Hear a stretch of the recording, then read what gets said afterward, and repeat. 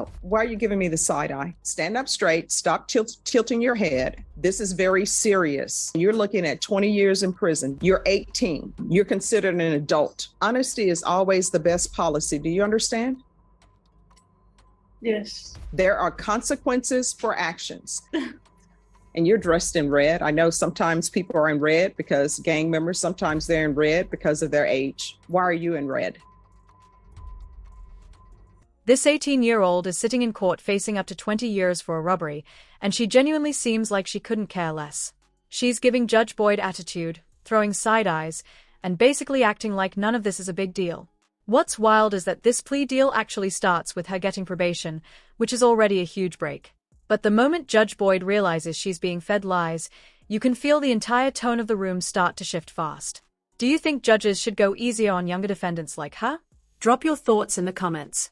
Either way, let's get into it and watch. State of Texas versus Darian De La Rosa. All right, you entered a plea on July 5th to the offense of robbery. According to the plea bargaining agreement, state is recommending deferred adjudication. They're taking 2 cases into consideration, and you had a referral to felony drug court, and the court wanted a referral to the felony drug court and wanted a TAP evaluation done for this case. All right, do you want to go to felony drug court? Yes, sir. Do you have a place to stay? Yes, sir. Who are you staying with? My grandmother. Who else stays with your grandmother besides you? My sister. And where's your mom? She's out of the family. CPS. Oh, CPS. Okay. And do you have any children? No. All right. That's a good thing. You got to figure out who you are. You're only 18. I don't plan on having kids anyway. People say that, but all right. This is what the court is going to do. Court is going to sentence you to a $500 fine that will be probated. I'm going to refer her to felony drug court and probation until she's accepted in felony drug court, because we got to keep an eye on her. If you all can do the field visits once every 2 weeks. All right. So you're going to remain in custody until you're transferred to felony drug court. Since we're doing this today, they'll probably have you transferred to them this week. Okay. My client's been in custody since February 22nd. Okay. I understand, but it's for your own good. And you're dressed in red. I know sometimes people are in red because gang members, sometimes they're in red because of their age. Why are you in red? Because I walked out of my car. See, we have rule problems here. So I know that you've been in custody since February, according to your attorney. I know this seems like a long time. You want things done now, but wanting things now is what got you in this situation in the first place. You understand? Yes. All right. So she's to remain in custody until transferred to felony drug court. 150 hours of community service restitution. How far did you go in school? The 11th. Why didn't you graduate? Because I was being moved around a lot. All right. So it's going to be 150 hours community service restitution. That will be deemed satisfied if she obtains her GED or is in some sort of trade school. What are your plans for the rest of your life? What do you want to do? What do you want to be? What are your hopes, your aspirations, your dreams? A paramedic. All right. So what are you doing to make that happen? Nothing right now. All right. So if you want to make a dream happen, you just can't wish it into existence. You've got to make those steps, okay? And have you talked to your grandmother? Do you know if she wants you there? Yes. How do you know? Because positive that she will want me there.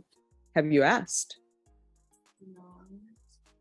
People just make assumptions, Sometimes grandparents will take you in because you're the grandchild, but you still need to ask permission. You understand?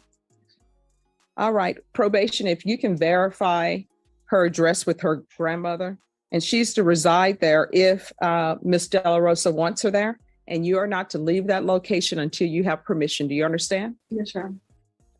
Is there anything else you need from the court to be successful? All right. That will be all. Good luck to you. Do better, okay? So, as you just saw, she told Judge Boyd she'd be staying with her grandma while on probation, and surprise, that fell apart almost instantly. Turns out, Judge Boyd found out they are not even on good terms, and she hasn't really been in contact with her grandmother at all. In my opinion, that's not just a bad look.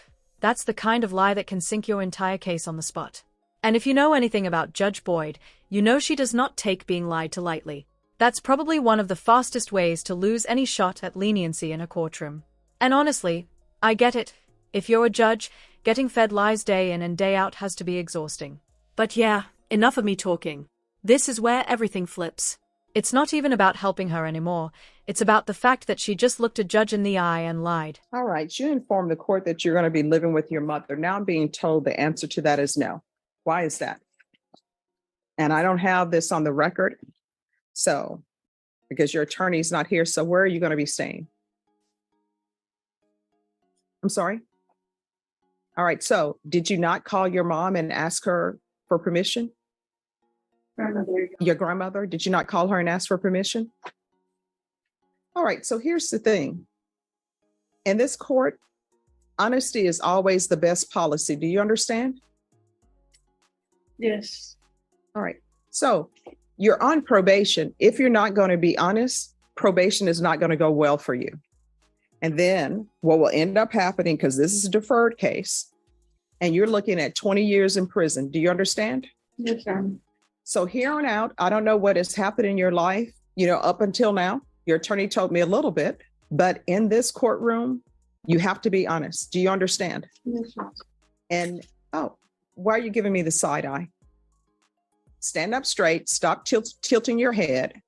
This is very serious. I don't know what's been happening in your life. I don't know what happened with the discipline. Obviously, there are some issues because I understand that your mother is not in the picture. So what I'm telling you is you're 18. You're considered an adult. That's why you're in felony court. When somebody is placing you on probation, you need to be honest with them, because guess what?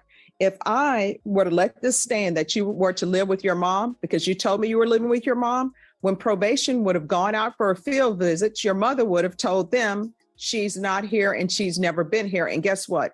They would have issued before me a motion to revoke. It would have been in proper order. I would have signed it. A warrant would have been issued for your arrest, and you would have been arrested wherever you were.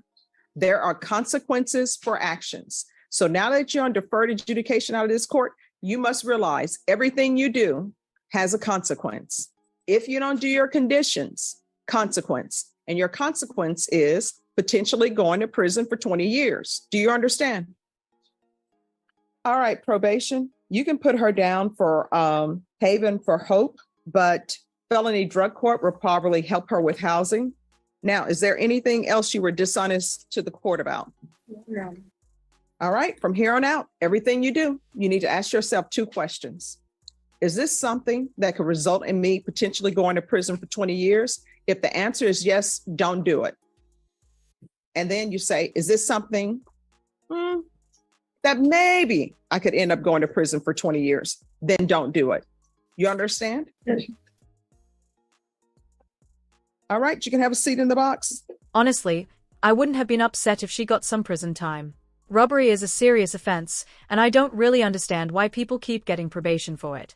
And it's not just Judge Boyd's courtroom. I see this happening all over the country. I don't know if it's because of overcrowding or what, but it's genuinely one of my biggest frustrations seeing someone charged with robbery walk away with probation. Especially with the smug attitude this girl was throwing at Judge Boyd. I just don't get it. If any of you have thoughts on that, drop them in the comments, because I can't be the only one feeling this way. Now, I'm not saying she should have gotten the full 20 years. She's 18, she might have made a dumb mistake. But at least give her a year or 2 to get her head straight. Because clearly, lying to a judge shows her priorities are way out of whack. Go ahead and drop your predictions in the comments. Do you think she'll actually make it through probation without messing up?